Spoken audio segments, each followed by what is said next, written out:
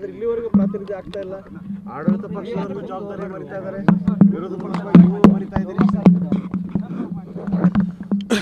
ನಾಳೆ ನಾವು ಏನು ಹೋರಾಟ ಮಾಡ್ತಾ ಇದ್ದೀರಿ, ಆ ಹೋರಾಟ ಪೂರ್ತಿ ರೈತರಿಗೆ ಸಂಬಂಧಪಟ್ಟಿದ್ದು, ಉತ್ತರ ಕರ್ನಾಟಕಕ್ಕೆ ಸಂಬಂಧಪಟ್ಟಂಥ ಹೋರಾಟ.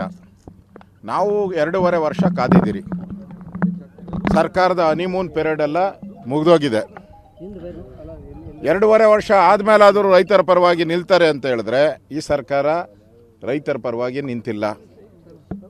ದೇಶದಲ್ಲೇ 2ನೇ ಸ್ಥಾನದಲ್ಲಿದೆ ಆತ್ಮಹತ್ಯೆಯಲ್ಲಿ ಮಾಡ್ಕೊಳ್ಳೋಂಥದ್ರಲ್ಲಿ. ಸುಮಾರು 2400ಕ್ಕೂ ಹೆಚ್ಚು ರೈತರ ಆತ್ಮಹತ್ಯೆ ಮಾಡ್ಕೊಂಡಿದ್ದಾರೆ.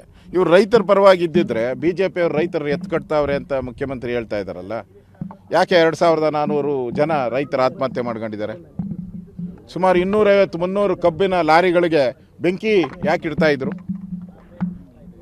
ರೈತರ ಆತ್ಮಹತ್ಯೆಗಳು ಯಾಕೆ ಆಗ್ತಾ ಇತ್ತು? ಇಲ್ಲಿ ಏನಾಗಿದೆ ಅಂತಂದರೆ ಸರ್ಕಾರದ ಖಜಾನೆ ಖಾಲಿ ಖಾಲಿ, ಕಾಂಗ್ರೆಸ್ಸಿನವರು ಜಾಲಿಯಾಗಿ ಓಡಾಡ್ತಾವ್ರೆ. ಅವ್ರಿಗೆ ಅಧಿಕಾರ, ಈಗಾಗಲೇ ಅಧ್ಯಕ್ಷರು ಹೇಳಿದ್ದಾರೆ, ಅಧಿಕಾರದ ಮದ ಏರ್ಬಿಟ್ಟಿದೆ. ಅವ್ರಿಗೆ ಅಧಿಕಾರ ಯಾರು ಬೇಕು, ಮುಖ್ಯಮಂತ್ರಿ ಯಾರಾಗಬೇಕು ಅನ್ನೋದು ಕಳೆದ 1 ವರ್ಷದಿಂದ ಚರ್ಚೆ.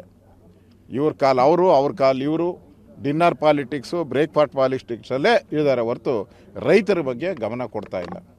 ಇದರ ವಿರುದ್ಧವಾದಂಥ ಒಂದು ಹೋರಾಟ, ಕಾಂಗ್ರೆಸ್ ವಿರುದ್ಧವಾದಂಥ ಹೋರಾಟ.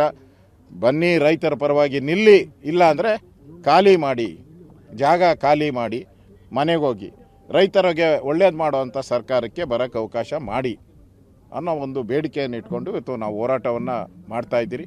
ಕಬ್ಬಿರ್ಬೋದು, ಮೆಕ್ಕೆಜೋಳ ಇರ್ಬೋದು, ಈ ಥರದ ಒಂದು ಬೆಳೆಗಳೇನಿದೆ, ಈರುಳ್ಳಿ ಇರ್ಬೋದು, ಇದು ಪರಿಹಾರ. ಮಳೆ ಬಂದು ಹಾನಿಯಾಗಿದೆ, ಇನ್ನೂ ಪರಿಹಾರ ಘೋಷಣೆ ಮಾಡಿಲ್ಲ.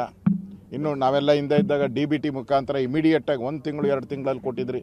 ಯಡಿಯೂರಪ್ಪನವರು, ಬೊಮ್ಮಾಯಿಯವರು ಇದ್ದಾಗ, ನಾನು ರೆವಿನ್ಯೂ ಮಿನಿಸ್ಟರ್ ಇದ್ದಾಗ. ಈಗ 6 ತಿಂಗಳಾದ್ರೂ ರೈತರಿಗೆ ಪರಿಹಾರ ಕೊಡ್ತಾ ಇಲ್ಲ. ಅದಕ್ಕೆ ರೈತರು ರೊಚ್ಚಿಗೆದ್ದಿದ್ದಾರೆ. ಅವ್ರ ಪರವಾಗಿ ನಾವು ಧ್ವನಿ ಎತ್ತುತ್ತಾ ಇದ್ದೀರಿ.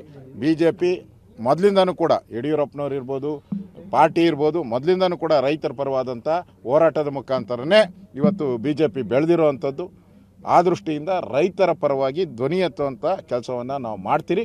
ವಿಧಾನಸಭೆ ಅಧಿವೇಶನದಲ್ಲೂ ಕೂಡ ನಾವು ನಿಲುವಳಿ ಸೂಚನೆಯನ್ನು ತಂದುಬಿಟ್ಟಿದ್ದೀರಿ, ಇವತ್ತೇ ತಂದಿದ್ದೀರಿ. ಸ್ಪೀಕರ್ ಅವರೇನೋ ಹೇಳಿದ್ದಾರೆ ಅಂತ ಹೇಳಿದ್ರಿ, ನಾವು ಆಲ್ರೆಡಿ ಬೆಳಗ್ಗೆ 10 ಗಂಟೆಗೆ ನಿಲುವಳಿ ಸೂಚನೆಯನ್ನು ಕೊಟ್ಟಿದ್ದೀರಿ.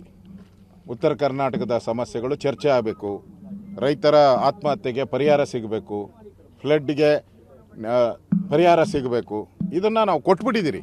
ಆದರೆ ಕಾಂಗ್ರೆಸ್ ಅವರು ಈಗ ನಮ್ಮ ಒತ್ತಾಯದ ಮೇರೆಗೆ ನಾಳೆ ಅಧಿವೇಶನ ನಡೆಯುವಾಗೆ ಉತ್ತರ ಕರ್ನಾಟಕದ ಬಗ್ಗೆ, ಫ್ಲಡ್ ಬಗ್ಗೆ ಅವಕಾಶವನ್ನು ಕೊಡ್ತಾ ಇದ್ದಾರೆ. ನಮ್ಮ ಹೋರಾಟಕ್ಕೆ ನಾವು ಈ ಪ್ರತಿಭಟನೆ ಈಗಾಗಲೇ ನಮ್ಮ ಸಮನ್ವಯ ಸಮಿತಿ, BJP JDS ಸಮನ್ವಯ ಸಮಿತಿಯಲ್ಲಿ ತೀರ್ಮಾನ ಆಗಿರೋ ಪ್ರಕಾರ ನಾವು ಈಗಾಗಲೇ ನಿಲುವಳಿ ಕೊಟ್ಟು ನಾವು ಚರ್ಚೆಗಿದ್ದೀರಿ.